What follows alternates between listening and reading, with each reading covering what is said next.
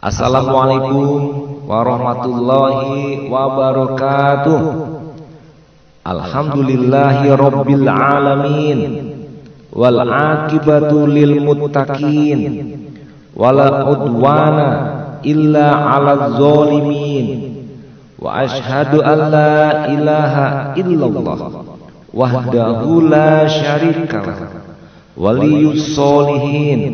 Wa asyhadu anna sayyidana wa nabiyyana Muhammadan abduhu wa rasuluh, imamul anbiya'i wal mursalin, wa ala alihi wa sahbihi wa tabi'ina lahum bi ihsani ila yaumiddin, amma ba'd.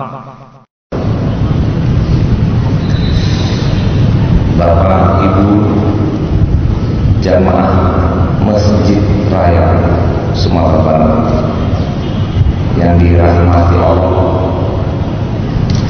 kita senantiasa bersyukur atas begitu banyaknya kenikmatan yang telah Allah berikan kepada kita, baik pada pagi ini, tadi malam, kemarin, dan waktu sebelumnya. Suatu kenikmatan yang tiada tara, yang begitu besar. Dan tentunya kita juga berselawat dan salam kepada Nabi besar Muhammad Rasulullah Sallallahu Alaihi Wasallam. Bapak Ibu jemaah yang berbahagia, kita meneruskan wirid kita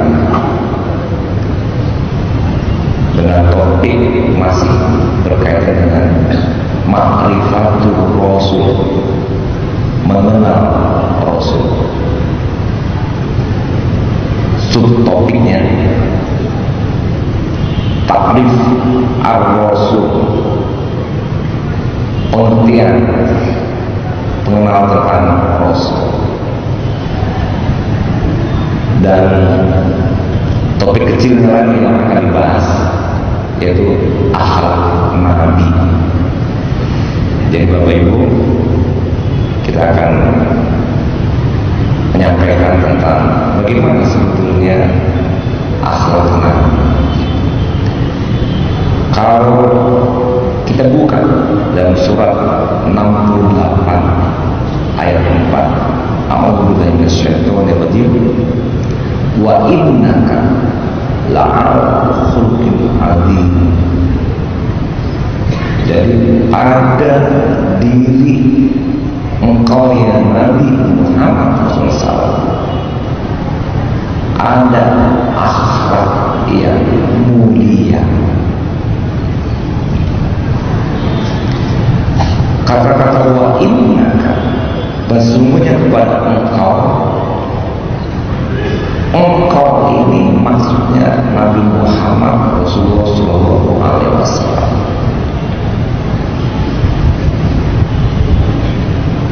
Diperkuat oleh Aisyah radhiyallahu anha ketika para sahabat bertanya, bagaimana ya Aisyah akhlaknya Nabi? Khuluquhu Al-Quran. Akhlak Nabi, kata Aisyah, adalah Quran. Tadi qori kita membacakan ayat bahwa turunnya Al-Quran menjadi berita gembira kepada kita. Artinya suatu basyirah. Jadi Bapak Ibu, Quran itu adalah berita gembira. Quran itu isinya menggembirakan. Kalau Quran adalah kumpulan surat-surat, isinya surat-surat yang menggembirakan. Maka dari itu, kalau kita membaca Quran, maka kita pun gembira. Kenapa? Karena yang kita baca isinya gembira, ceritanya cerita gembira. Jadi sekaligus kita mengajak Bapak Ibu dan saya sendiri, marilah selalu membaca Quran kalau mau gembira, kalau mau bahagia. Pak, dalam Al-Quran ada kabar-kabar penakut, nazir, basyir wa nazir, benar-benar penakut, betul. Itu juga untuk nantinya menggembirakan kita. Kan yang dipertakut itu contoh orang-orang yang tidak ikut Allah dan Rasul, tapi sebetulnya adalah kebaikan. Nah, jadi Bapak Ibu, Allah menegaskan pada diri Nabi itu ada akhlak yang mulia. Aisyah radhiyallahu anha sebagai istri ditanya juga, akhlak Nabi ada khuluqul akhlak. Mungkin ada yang bertanya, apakah akhlak yang mulia itu tidak pada Rasul yang lain, Nabi yang lain? Saya pernah cerita juga di sini. Ya tentu semua Nabi dan Rasul akhlaknya mulia seluruhnya. Kalau tidak mungkin jadi Rasul, tidak mungkin jadi Nabi. Rasul itu menyampaikan risalah kepada yang lain, mendapatkan wahyu dari Allah. Tapi kalau Nabi tidak meneruskan risalah dari Rasul sebelumnya, itu Nabi. Tapi semuanya akhlaknya mulia. Cuma kenapa tidak dirujuk kepadanya? Karena kalau kita lihat satu persatu, belum tentu kita bisa ikut. Nabi Musa alaihissalam susah ngikutinya. Nabi Ibrahim apalagi. Nabi Isa lebih susah lagi, nggak punya bapak, nggak punya istri, tentu nggak punya anak, nggak ada keluarga. Bagaimana mengikuti akhlaknya? Nabi-nabi, apalagi Nabi Daud, Nabi Sulaiman, hidupnya aja ratusan tahun umurnya, nggak cocok. Tapi itu Rasul yang tentu penggambaran akhlak mulia. Tapi cukuplah kita mengikuti Nabi Muhammad SAW. Nabi Nuh, gimana caranya kita ikut Nabi Nuh yang istrinya pun melawan Nabi, lawan suaminya, anaknya pun demikian. Nabi Nuh susah juga. Walaupun semua Nabi dan Rasul memiliki akhlak yang baik. Jadi untuk mudahnya, sesuai dengan surat 33 ayat 21, laqad kana lakum fi Rasulillahi uswatun hasanah. Pada Nabi sebagai model, contoh baik yaitu Muhammad Rasulullah SAW. Nah Bapak Ibu, ada lagi yang benar, betul kata Bapak, Nabi Muhammad beda dengan Rasul lain. Perilaku dan akhlaknya bisa diikuti. Tapi kan Pak, Nabi itu kan Rasul Muhammad itu pilihan. Gak mungkin Pak kita ikuti. Wah, ini teringat ada ayat Al-Quran yang juga mempertanyakan seperti itu, khususnya dari kalangan Yahudi. Ditegaskan, kul innama ana basyarun mislukum yuha ilayya annama ilahukum ilahun wahid. Katakan, aku ini manusia. Ditegaskan lagi, aku ini manusia seperti kamu. Bedanya Rasul dapat wahyu, kita enggak. Jadi Bapak Ibu, kesimpulannya enggak ada alasan Untuk ikut Nabi itu nggak ada alasan. Nabi Muhammad SAW. Nabi Muhammad manusia. Ditegaskan lagi oleh Allah dan Al-Quran. Dia Nabi pergi ke pasar, tentu berjualan, belanja seperti manusia. Kata Allah, dia Nabi juga makan dan minum. Kayak kita juga. Dalam sirah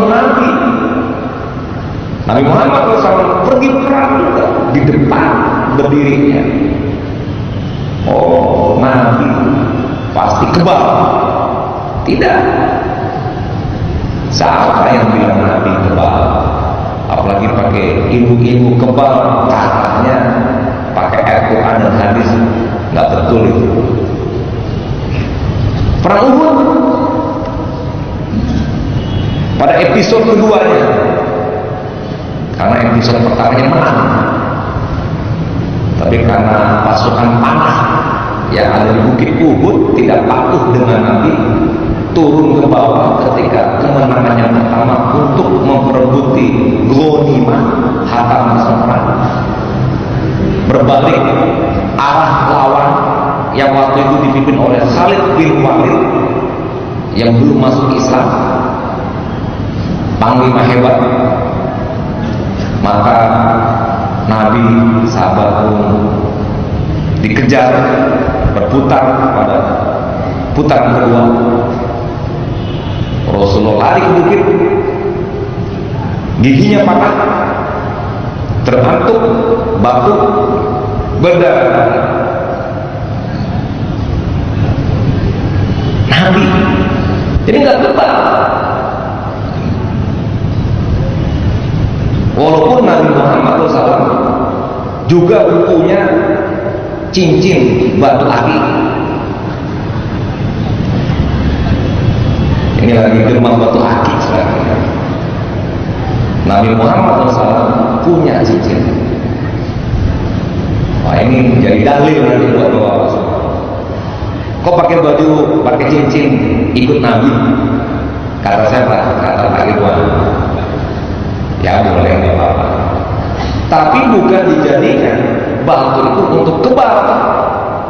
Cincinnya itu kebal aja.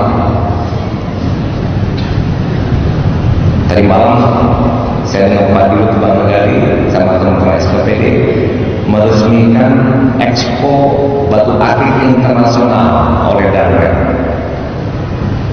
Ada yang katanya sampai 3 miliar. Mungkin cuma direksi Bank Nabe yang bisa beli. Boleh, tidak apa. Ada cerita dulu Pak. Dulu nih mungkin berapa puluh tahun lalu, kalau yang pakai batu-batu cincin tebal itu biasanya dukun. Sekarang udah semuanya pakai. Kalau tangan nggak pakai cincin, kata teman sama dengan kaki katanya. Tangan dilatihkan dari meja ketika minum, kece kawan. Oh, si kurancar, wah macam-macam. Enggak boleh. Tidak boleh sama sekali. Boleh, tapi Nabi Muhammad SAW tidak menjadikan itu sebagai kebal. Tetap Nabi manusia seperti kita. Jadi Bapak Ibu yang saya hormati, tidak ada alasan. Saya udah kayak ceramah-ceramah seperti ini, ada kepala SKPD. Saya sebut saja namanya Pak Joni, makanya timbul begini. Awak makan ingin dulu di Solo, di tepi jalan tuh yang makan ayam belado. Atau namanya Pak Dirut, arah ke Solo, sebelah di situ. Aspar mau tadi situ. Ahmad Biko yo rancak maksudnya. Iya siapa yang cemburu? Emang rancak Ahmad Nabi. Tapi kalau paham ya. Cuma kamu menjalankan bareng mana? Nah itu pun paham le paham. Tapi menjalankan Ahmad Nabi bareng. Jadi mungkin di antara Bapak Ibu juga punya pikiran yang sama, paham memaafkan, paham ya, tidak boleh marah-marah, paham, nggak boleh ngejek orang, paham, nggak boleh memfitnah orang, paham. Tapi ketika praktek, apalagi ini zamannya pilkada, alah, bantu pembenaran ada pilkada, memburu-buru calon, di mana dalilnya?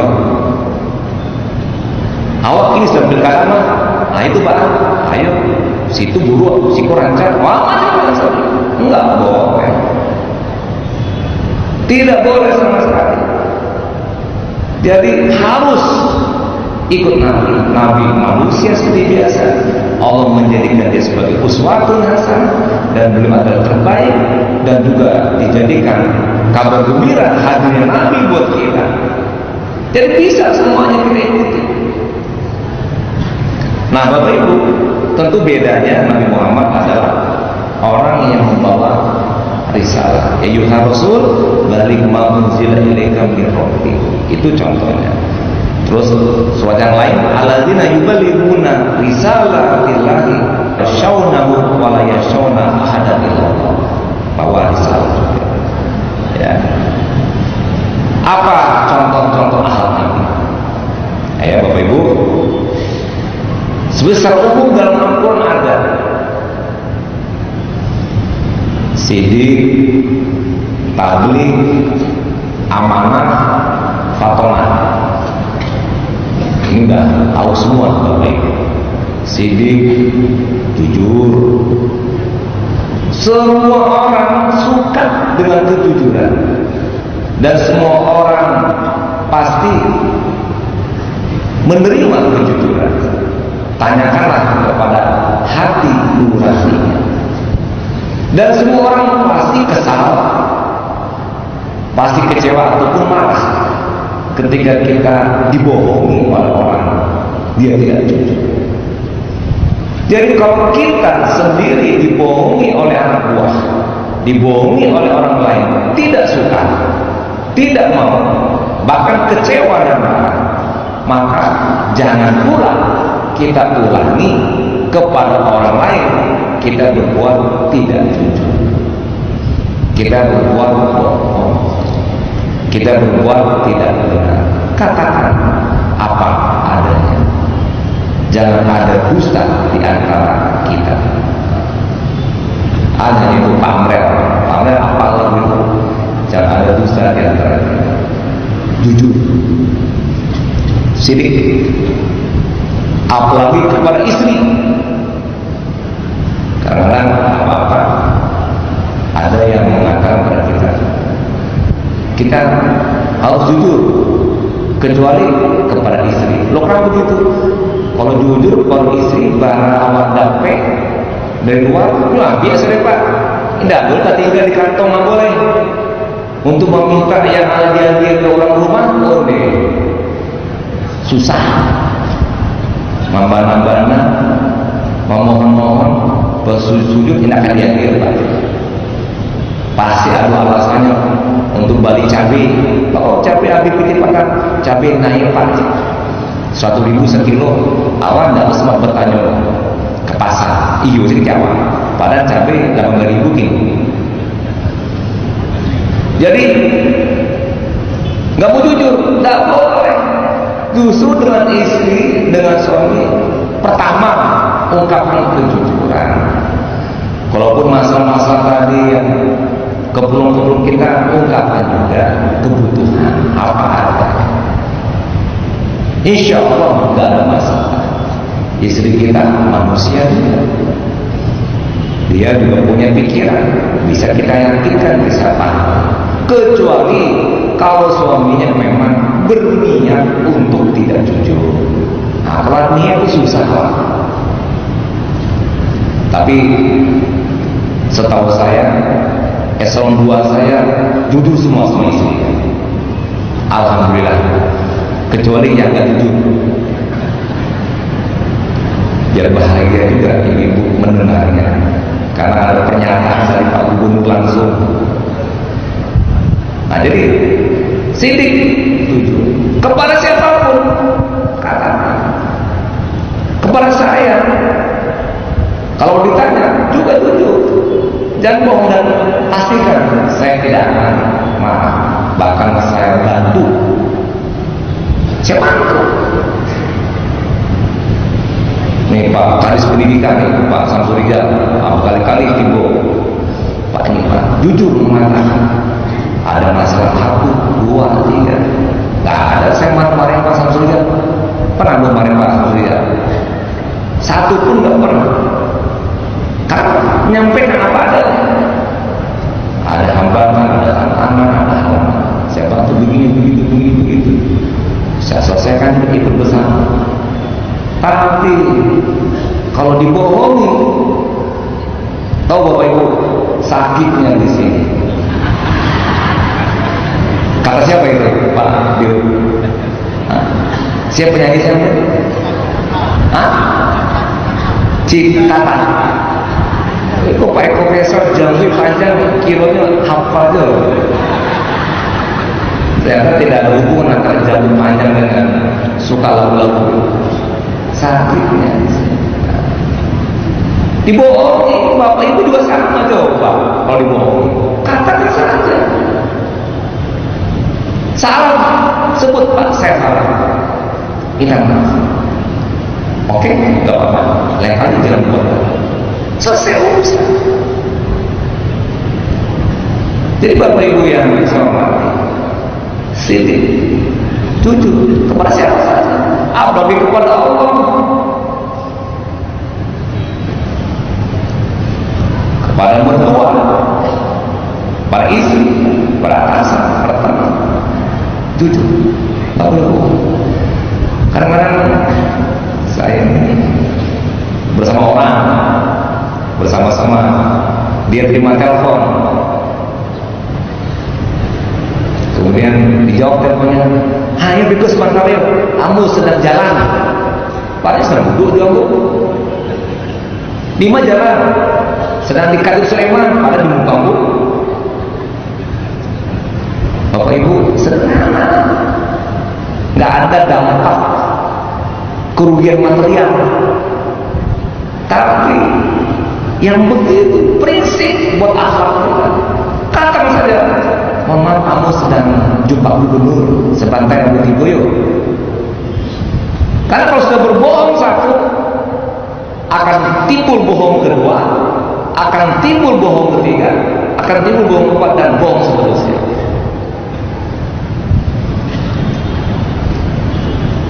Ya tadi waktu kita bertemu di telepon, kamu sedang di jalan, ala bohong sih. Ditanya di mana jalannya? Di Katib Sulaiman, ala hubung itu. Di mana Katib Sulaiman? Alamannya jauh ya. Bohong 3 sampai. Tapi itu saya di depan guru kan selesai. Tak boleh. Membuat kita susah. Ngapain kita berbuat sesuatu yang membuat kita susah? Oh nanti berbujuk dengan alasan bohong, ya berarti ada sesuatu yang kita kerjakan yang membuat ataupun sesuatu yang membuat berdampak dan sebagainya. Tapi menurut hemat saya tidak apa daripada berlalu-lalu. Oke, sidik, tabligh, menyampaikan. Akhlak Nabi itu menyampaikan. Jadi sebetulnya Bapak Ibu, yang namanya menyampaikan itu dai, doa, tabligh, mubaligh. Itu sebetulnya bukan kerjanya ustaz saja, bukan kerjanya ulama saja.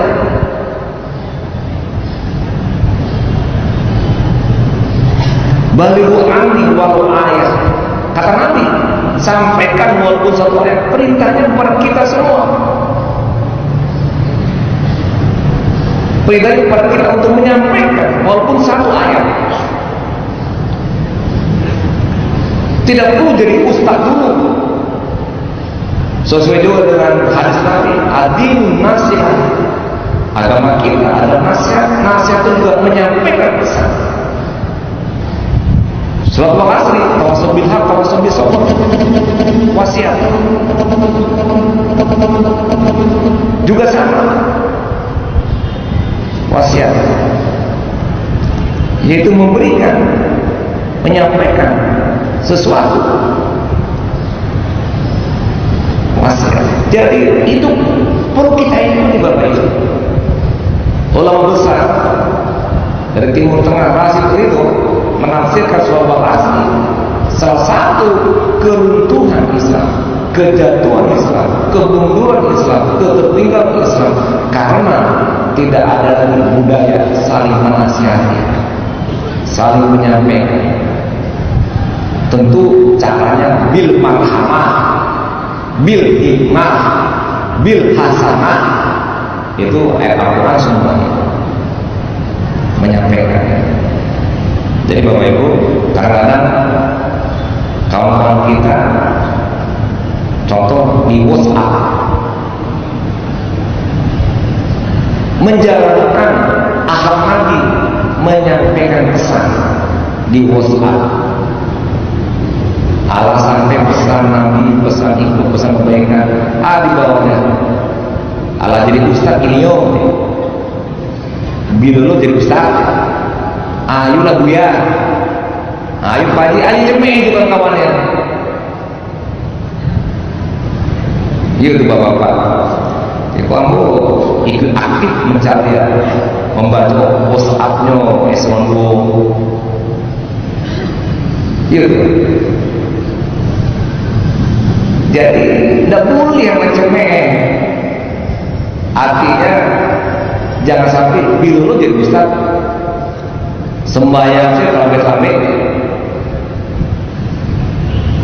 Jadi pesan saya, kita menyampaikan pesan, jangan takut, jangan malu. Kalau itu kebaikan sampaikan saja di WhatsApp, di Line, di BB, ya, atau di media-media sosial ataupun langsung. Ini akhlaknya yang perlu diikuti oleh kita. Amanah yang ketiga, bukan main. Coba Ibu, satu indikator keberhasilan pekerja itu amanah. Oleh karena itu kata Rasulullah, ketika amanah diberikan bukan kepada ahlinya, fantazibusah. Jadi ila ghulmi ahli, kepada orang yang bukan ahli, fantazibusah. Tunggulah kehancuran. Amanah, jangan Bapak Ibu. Apalagi di sini yang hadir tentu bukan pemimpin yang banyak. Karena pemimpin kalau Islam 2 cuma 54 orang. Dari 8.000 kita banyak. Bapak Ibu yang staff, Bapak Ibu yang pegawai biasa, punya amanah, enak, sederhana, mudah dan simpel. Kerjanya staf itu dalam menjalankan amanah. Ayat disuruh kerajuan, ayat rojawa atau kerajuan, saseh alamat. Tapi kalau pimpinan berat, tidak hanya mengerjakan yang ada, tidak hanya menjalankan atasan. Kalau S2 atasannya gubernur, wakil gubernur, sekda. Tapi pemimpin, sebutlah S2 atau S3 yang punya jabatan struktural, juga menyelesaikan persoalan, juga mencari solusi, juga membuat rencana ke depan apa yang dikerjakan, dan juga tugas-tugas kelompoknya pun tidak 1-2 banyak, tapi juga harus amanah. Jadi ada saya dapat laporan seseorang S4 dinonjolkan, atasannya mengatakan ibu tidak pernah Pak, kerajaan yang ada di itu dan kerajaan Pak, tugas dari aku disuruh tidak diselesaikan, aku diselesaikan Pak, Allah dibina, Allah Pak, Allah gitu, Allah berlaku, Allah lebih 2 tahun. Jadi Pak, ya Pak, mau izin kalau bisa dipindahkan atau diberhentikan dan sebagainya. Kenapa? Aman. Coba kalau datang tepat waktu, pulang tepat juga atau lebih kalau ada jam tambahan kerja. Yang disuruh di kerajaan, yang enggak disuruh jangan di kerajaan. Enggak boleh pula kreatif. Kalau kreatif itu ada otoritas kewenangannya pada pimpinan. Kalau bawahan nggak boleh kreatif, kecuali yang diberikan peluang untuk kreatif. Ini aman. Fatona cerdas, ya harus cerdas. Belajar. Jangan sudah selesai diterima PNS nggak ada belajar. Sudah tamat S1 nggak ada belajar lagi. Harus belajar sampai kita meninggal baru berhenti belajar. Ya, jadi minal mati ilallah. Long life education. Oke, kemudian contoh-contoh yang banyak yang saya akan sampaikan di sini. Al-Quran menunjukkan hafizun alim, sama dengan Fatimah tadi, yang cerdas, alim, yang menguasai. Dan orang Islam itu mencontoh Nabi, orang yang berpengetahuan, orang yang memiliki kompetensi, belajar terus. Itu tanda itu akhlak Nabi, tidak pernah berhenti. Kalau di sekolahnya juara karena dia belajar, itu ikut Nabi. Hafizun alim, qawiyun amin. Kuat akhlak Nabi, orang yang tegas, tagih bahasa awalnya, tegas, berwibawa, kuat. Itu akhlak Nabi. Nggak loyo, nggak lemah, tegas. Qawiyun amin, aminnya aman. Raufur rahim, Nabi itu pemaaf. Raufur, pemaafnya, rahim. Apa sih susahnya memaafkan? Gak mau. Tiada maaf bagimu. Begitu pula kata, gak boleh. Kata-kata itu nggak betul, itu harus ada maaf. Allah saja memaafkan. Allah saja memaafkan. Kalau kita bertobat, Allah maafkan. Ya, sampai perbuatan syirik pun kita bisa taubatun nasuha, Allah maafkan. Tapi kalau kita menzolimi orang terzolimi karena kita, selama yang bersangkutan betul dizolimi, merasakan dan belum memaafkannya, akibat kepada kita tidak hanya di dunia, di akhirat pun mendapatkan keburukan. Tapi anjuran Nabi adalah Raufur. Nabi kita contohkan Abdullah bin Sabah, orang Yahudi Mekah, Madinah, ya. Waktu di zaman Nabi, Abdullah bin Sabah, ya, orang Yahudi itu terkenal dalam sirah Nabi, musuh Nabi bebuyutan, selalu memusuhi Nabi. Apa saja yang dikeluarkan kata-kata Nabi, dia langsung konternya dibuat. Dia langsung buat kontra. Kerjanya kasar kusut melawan Nabi terus, mengejek, memfitnah, mengadu domba. Abdullah bin Sabah terkenal. Pokoknya jahatnya nomor satu kepada Nabi Muhammad SAW. Bapak Ibu baca dalam sirah Nabi pasti ada Abdullah bin Sabah. Tapi Bapak Ibu, ketika meninggal Abdullah bin Sabah, Rasulullah datang memberikan bajunya kepada anaknya Abdullah bin Sabah. Coba bayangin, di orang Arab itu kalau memberikan baju kepada seorang itu suatu ketulusan, suatu penghargaan, suatu kebaikan, suatu penghormatan. Itu dilakukan Nabi kepada musuh bebuyutannya. Coba kalau kita ada yang memusuhi kita, meninggal dia, alhamdulillah matinya itu pula. Tidak, Nabi Muhammad SAW begitu agung akhlaknya, anaknya pun yang dari bapak yang meninggal berikan batu kebesaran Nabi Muhammad SAW. Kemudian Bapak Ibu, terkenal peristiwa Fathul Mekah. Fathul Mekah itu ya mengalahkan Mekah atau menjatuhkan Mekah atau kemenangan Rasul ketika di Mekah. Jika begini Bapak Ibu, Rasulullah kan lahir di Mekah, dibesarkan di Mekah,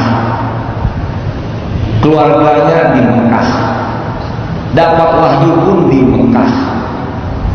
Tapi di Mekah itu orang-orangnya memusuhi Nabi karena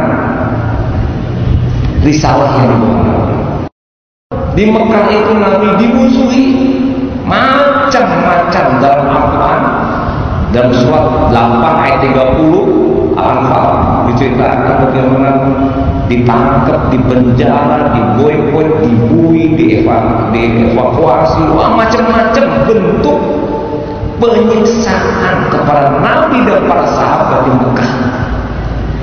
Segala bentuk penyiksaan ada pada zaman itu. Bila beberapa sahabat Nabi karena masuk Islam di tempat panas, terik matahari, dihimpit batu, tetap bila menyebut ahad, Allah satu. Tidak banyak, walaupun disuruh menyebut Allah, Al-Uzza, berhala mereka. Nggak mau. Sahabiah, sahabat perempuan Nabi, Bapak Ibu, disuruh kembali kepada agama nenek moyang, tidak mau. Tangan kiri diikat,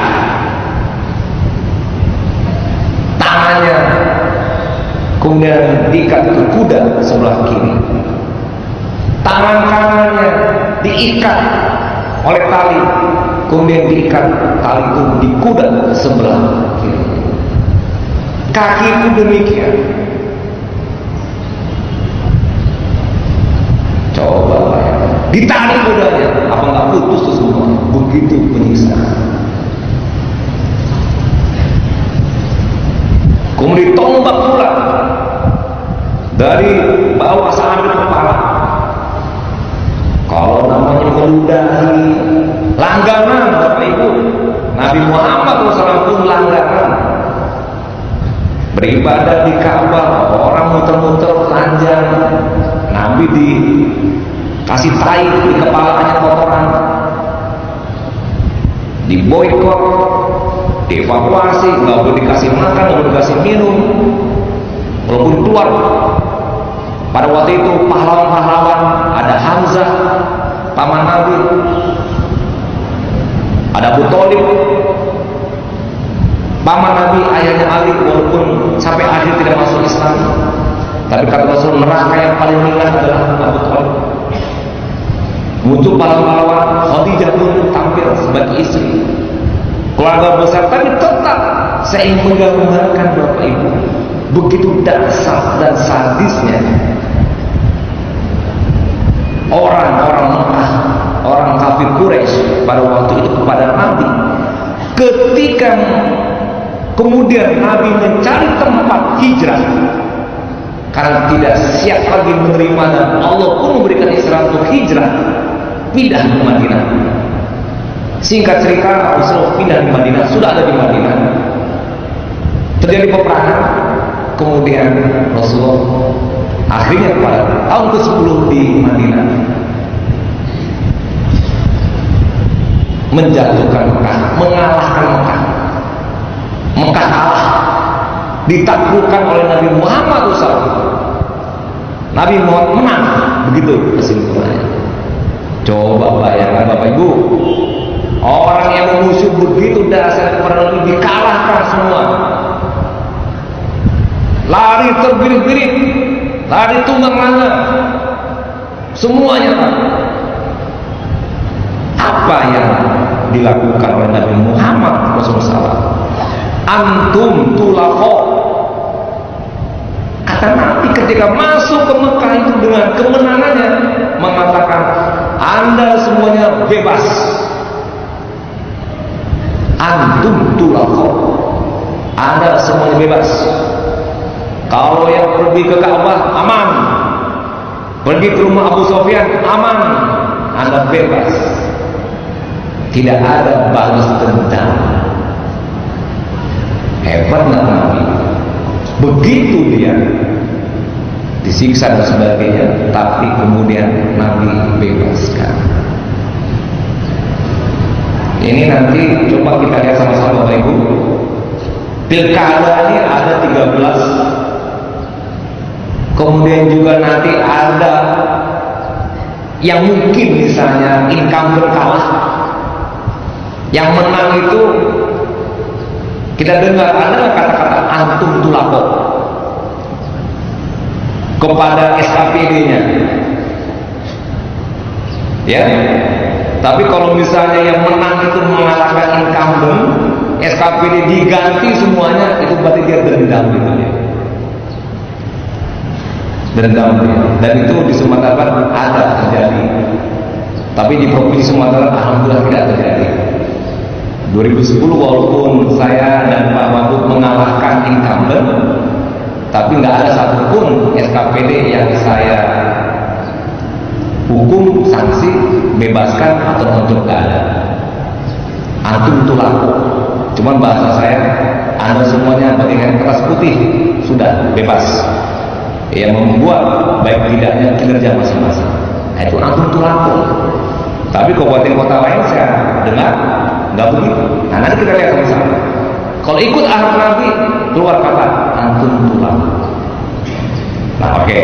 Kemudian malaikat ketika Taif, Nabi Muhammad dikejar-kejar, dilempari batu oleh anak-anak dan ibu-ibu karena ingin mencari tempat hijrah sebelum ketemu Yasrib atau Madinah.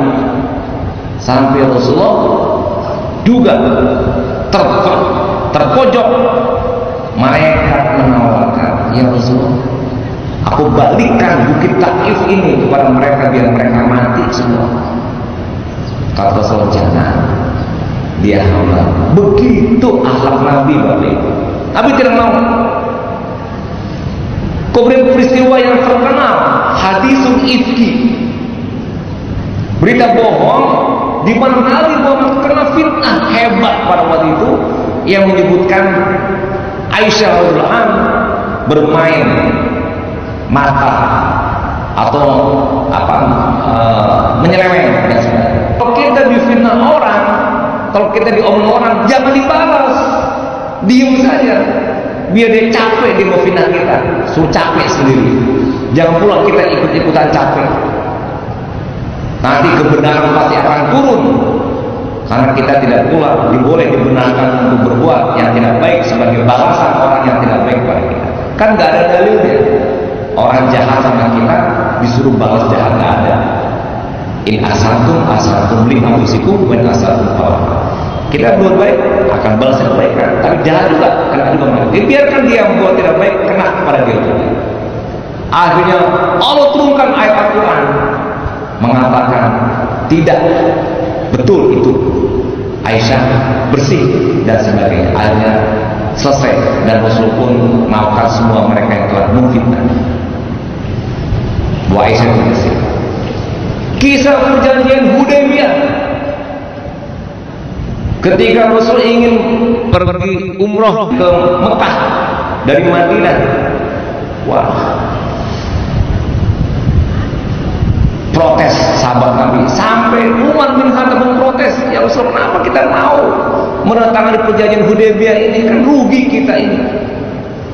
Mengalah untuk tidak mau masuk, kita udah kuat nih, siap kita. Sampai Umar, hal anta Rasul? Begitu, apakah engkau ini Rasul ya Rasulullah? Begitu pertanyaan Umar. karena nggak percaya. Tapi kemudian Rasulullah pun menerima yang Hudaybiyah tadi itu. Tapi akhirnya berikutnya ternyata itulah starting point satu di antara kemenangan Nabi yang berikutnya sampai menyebar dakwah kemana-mana. Kemudian juga ada ketika menjelang Fathul Mekah tadi, menyerang Mekah, sahabat Nabi membocorkan. Tapi karena urusan kemanusiaan, karena ada keluarganya masih di Mekah, nanti akan diserang, tolong nyelamatin diri. Itu juga Rasul maafkan karena urusan kemanusiaan. Orang Badar kencing di Masjid Nabawi. Marah juga sahabat Umar, mau ditempelin, jangan. Nah, saya ingin tutup alat Nabi yang pemaaf, baik dan sebagainya. Ini ada aturannya, secara sosial, secara kemanusiaan harus kita maafkan. Tetapi ini yang perlu dicatat, secara pekerjaan, secara amanah tetap ada sanksi dan hukuman yang berlaku. Contoh, ketika Rasulullah SAW memerintahkan seluruh sahabat dan orang Islam di Madinah pada waktu itu untuk perang Tabuk, itu mobilisasi besar-besaran, tidak ada satupun yang boleh diam di tempat, harus ikut perang semuanya. Itu perintah. Ternyata ada sahabat Nabi yang tidak ikut perang. Berarti sahabat ini tidak ikut perintah Nabi, tidak ikut struktural perintahnya. Walaupun dia sahabat Nabi, dimaafkan juga oleh Nabi, tapi sanksi struktural tetap berlaku. Dihukum juga bertiga sahabat Nabi. Tidak boleh ngomong dengan tidak boleh ngomong dengan masyarakat 3 bulan. Tidak boleh bersama istrinya sekian bulan. Diboikot secara sosial. Hukuman dari Nabi. Secara pribadi kemanusiaan sudah selesai dimaafkan. Walaupun 3 sahabat Nabi itu ahlus jannah, masuk surga, dan ashabikun awalun, karena dia adalah para tokoh-tokoh perang Badar yang dijanjikan oleh Nabi masuk surga. Tapi hukuman itu dikerjakan dengan ikhlas sebagai wujud penghapusan dosa. Jadi dalam Islam itu Bapak Ibu, kalau dikasih sanksi, dikasih hukuman, dikerjakan dengan ikhlas, hapus dosanya akibat dari keikhlasan kita menjalankan hukuman. Jadi kalau para pegawai kita terlambat lagi, mudah itu minta maaf sih saya mah nggak bisa, minta maaf saya maafkan, tapi hukuman disiplin tetap jalan, dikasih peringatan tertulis, ringan, sedang, bahkan bisa jadi berat, tetap jalan, maafkan selesai. Kenapa kok dimaafkan? Iya, sanksi jalan. Ini untuk menegakkan aturan, menegakkan struktur, menegakkan institusi, menegakkan kewibawaan organisasi untuk mencapai kinerja. Coba kita bayangkan kalau semuanya selesai dimaafkan. Ajudan saya polisi, namanya Rafi. Ketika saya lagi ngomong begini, dia kedengar depan, Pak Gub, kalau Pak Gub memaafkan saya ke orang, enggak perlu ada polisi depan aja. Batujo, mang ada polisi menegakkan hukum, alasan saya dimaafkan, jo damai habis. Tapi karena penegakan hukum tidak ada, penegakan disiplin tidak ada, maka kesalahan akan merajalela. Tidak boleh, sanksi jalan. Loh, kenapa begitu? Dimaafkan iya, karena dimaafkan itu sebagai wujud secara kemanusiaan kita, bukan karena pribadi, bukan karena emosi. Kita marah kepada seorang tidak boleh, tapi kita marah karena pekerjaan, untuk menjaga kinerja, untuk menjaga struktur berjalan dengan baik. Dan itu pun dicontoh oleh Nabi kita Muhammad Rasulullah Shallallahu Alaihi Wasallam.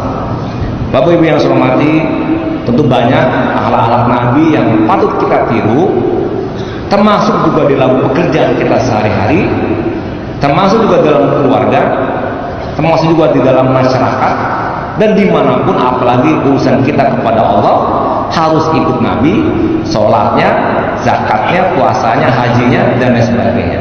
Jadi tiada satu contoh terbaik kecuali ada pada Nabi Muhammad Rasulullah Sallallahu Alaihi Wasallam. Demikian saja, karena waktu sudah lewat juga.